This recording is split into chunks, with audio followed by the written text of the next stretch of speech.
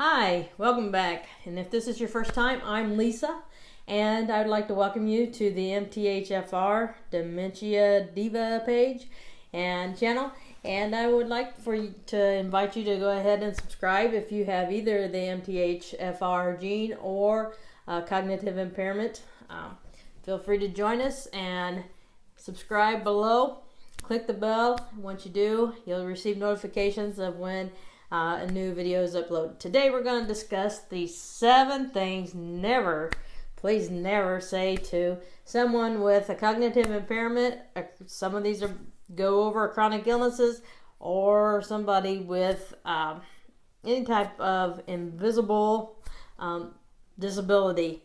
So stay tuned. We'll see you on the other side.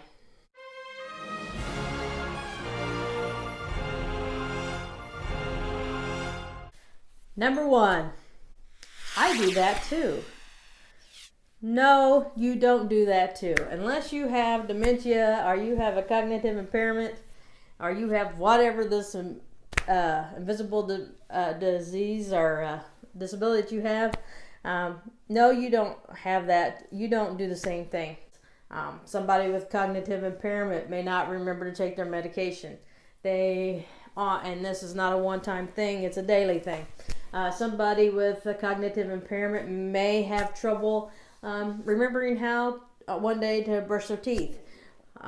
They're not going to tell you that. They're not going to go up to you in normal conversation and say, "Oh, I forgot how to brush my teeth." That's something that you say for the doctor or somebody that knows what they're doing. But when people with a cognitive impairment say to you, I keep forgetting to lock the back door. And the response, what that is it's them trying to share with you a struggle that they're having with their impairment. That not remembering to lock the back door is just the tip of the iceberg. There's a whole bunch of things that they're not remembering to do. And when you say, "Oh, I do that too," you're minimizing what they're going through, and you're also blowing them off. And I have many friends now through this channel and through my Facebook and some support groups that is probably one of the main things that really hits at the gut of somebody with these impairments. I have one friend that tells people when they say I have that too, they say, "Oh, you must have dementia also," which I think is a good comeback. I probably would never do that myself, but kudos to you for having the nerve to do that, because it's not the same. And that's number 1. Number 2, well, you look normal. You look good. Well, yes, we might look good and we might look normal, but the things going on in our head and our body are not normal.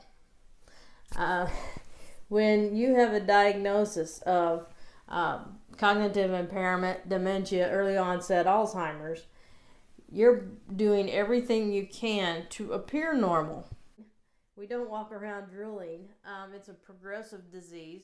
And this is a comment that was made by several people when I was asking for input on what bothers people, and that was one of the biggies too. All of them that I'm going to mention are biggies, but it doesn't matter what you look like. You can't see the turmoil that's going on inside somebody's head or somebody's body, or the fatigue that they're feeling, or the confusion that they're feeling, the way they're trying to hang on to what you're saying so that they can carry on the conversation.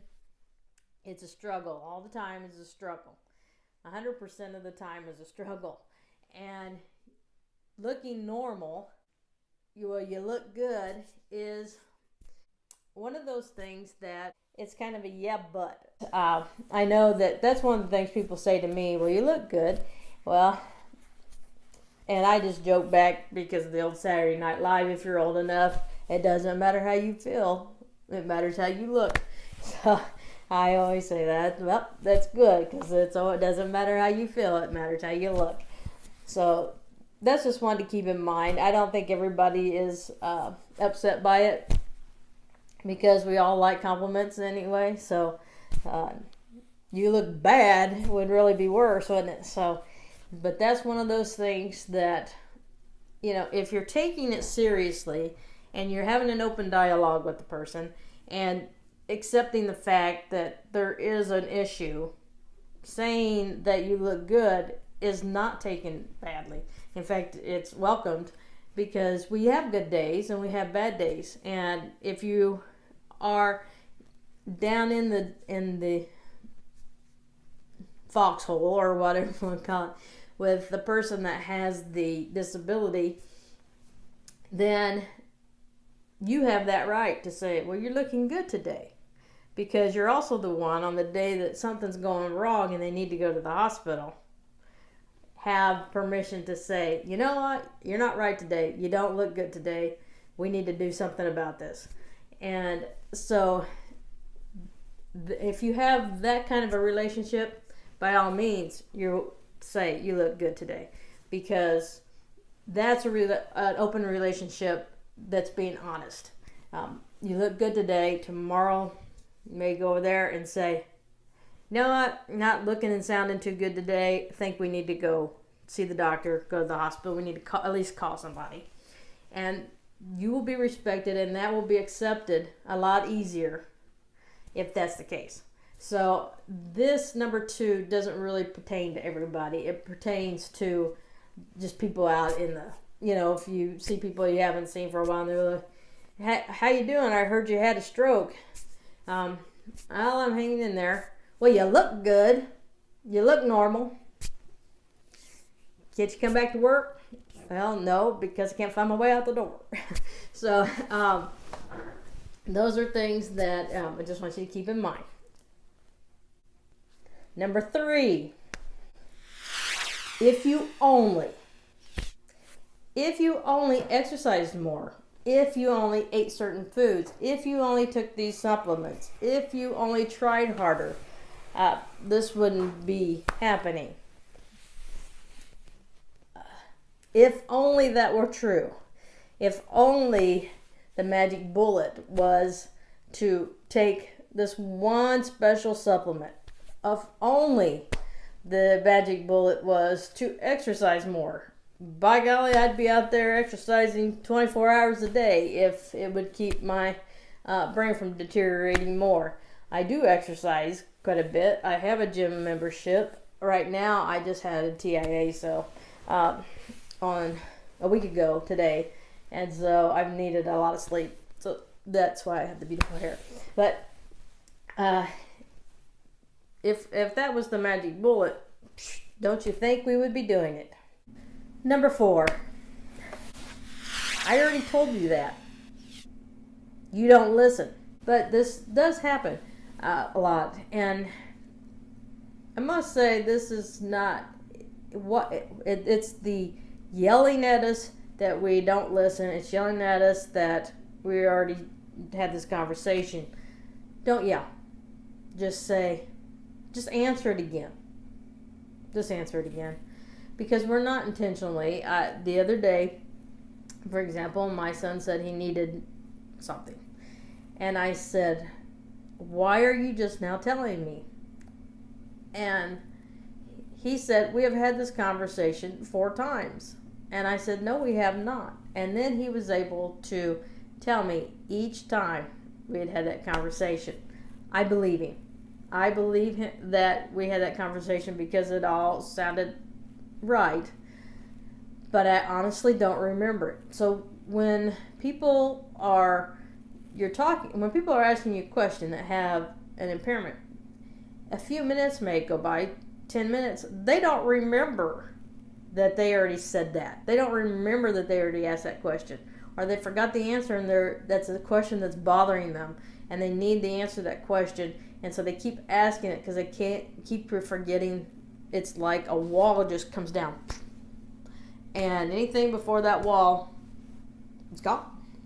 If we ask you 4 times what time we have to leave, then please just answer 4 times. Just answer 4 times. Because we're not trying to annoy you. We're not trying to get under your skin. We don't remember what the answer was. We don't remember the conversation that we just had. So patiently. I know it's hard to be patient, but please try. Please try. Number 5. Have you tried organizing more? Okay. This one's particularly for those with memory issues. Yes, we try to organize more. I have a basket that keys stay in. If I don't remember to put it back in there, we don't find it. If you look behind me, right there's a calendar. If I have an appointment with you, if it's not on that calendar, you won't see me because I won't remember that we have a calendar or we have an appointment. I personally have a calendar in my bathroom. I mark down when I shower. I have medicine in a certain spot, and then those little organizers, so I know if I took it. But I have to mark off the days to know what day it is. I can't use this calendar for things in that part of the house because I got blood blister right there. Just as a side note, I can't remember to go from that part of the house to this part of the house right now. So I have to have separate things. So yes, we organize, but the worse this gets, the harder it is to organize. So simple things like, well, don't you try putting your keys in the same place every time? Yes, we try putting our keys in the same place every time. Do you write things down? Yes, we write things down. It's not that we're not trying to be organized. It's that this illness causes it difficulty in organizing. So we actually have to become more organized in order to function in a daily way. If I'm not organized now, and I personally never been an organized person, and there are people that watch this channel that can attest to that. Anyway, but I've never been an organized person. But as this disease has progressed with me, and I have gone with the speech pathologist, and by the way, speech pathologists don't work just on your words. They work on brain. So the speech pathologist takes care of your whole head, not just the words coming out of your mouth. Number 6. I just looked before I turned on the camera and forgot already. Hang on. I got a peek. Oh, number 6. You're too... No, you don't have to be too young. I was 48 when I had my first stroke. I was actually at school in the middle of breakfast duty, telling kids to get ready for breakfast, or get ready for school, eat their breakfast and go to class, when I had my first stroke. 48. And it was all because of this mutation. It wasn't because of I wasn't eating my vegetables. There are people as young as in their teens that have cognitive impairment.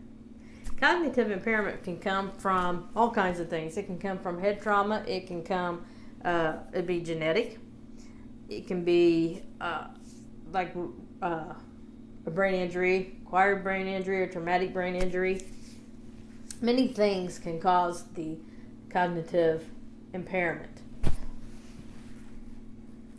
So there's not an age limit. It's considered to be an old person's disease, and by old I mean, I know some of you think that I'm like ancient, but no, an old person's disease. I'm right now.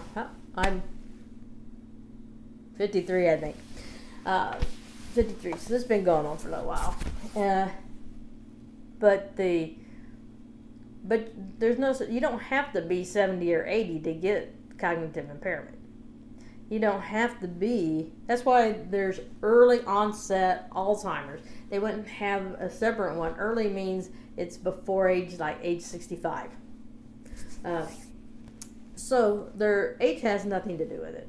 Okay, it's not. We're not in the old days where we have a hardening of the arteries. I was too young to have a stroke. Well, apparently somebody forgot to tell my body that I had to wait till a certain age to have a stroke. So keep in mind that it's not an age thing. You can't be too young. I've had a doctor tell me that once. You're too young to be having these problems. Well, I no longer see that doctor, and I've gotten worse because I wasted my time with him. I finally found a doctor that knew what he was doing and got it taken care of as best he could. But no. And this actually goes out to the medical community more than it does to people like down the street. There's no such thing as you're too young for this. So quit saying it. Finally, number 7. You're just not trying hard enough. You're just not trying hard enough.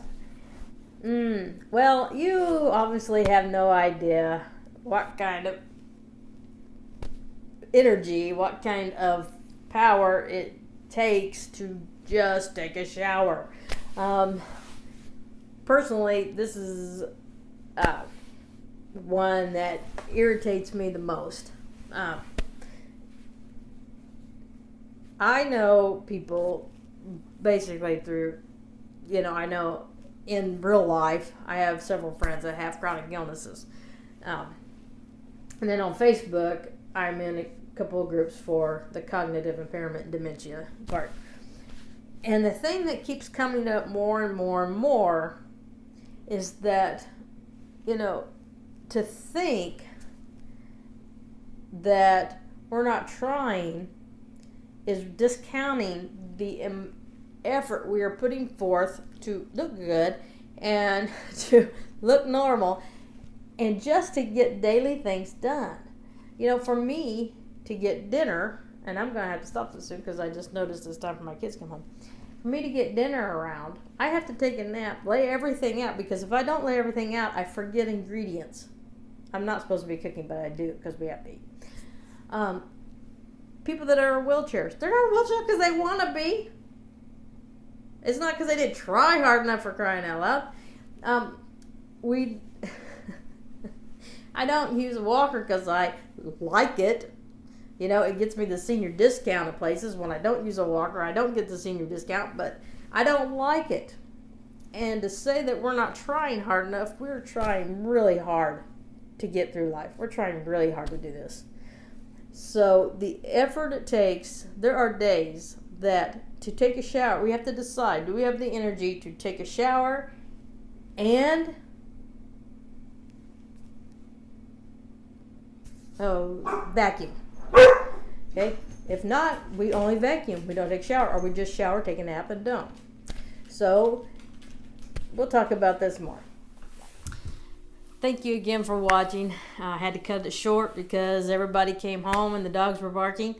And I hope this was helpful. I'm also going to upload at the same time a video that has 8 things that are good to say to people with invisible disabilities or chronic illnesses or mental cognitive impairments, things like that. And so I didn't want to leave you with just all the negatives, but I wanted to give you some of the positives and some of the things that brings us joy, things that makes us feel good and warm and fuzzies, which I know that some of the comments that are made that I went over today are intended to be warm and fuzzies and to be supportive, and don't come across that way. So I thought I would do another video on the things that you can say or should say to someone in these situations. So thank you, and if this video has brought you any kind of information or helped you in any way to maybe as a caregiver to someone in this position, to give you an idea, or a friend, or just somebody in your community an idea of what they don't need to hear, please subscribe, share, like, comment. Give me your comments. If you don't agree with me, by all means, let me know, because I've been known to be wrong many times. So thanks again for watching, and we'll catch you next time.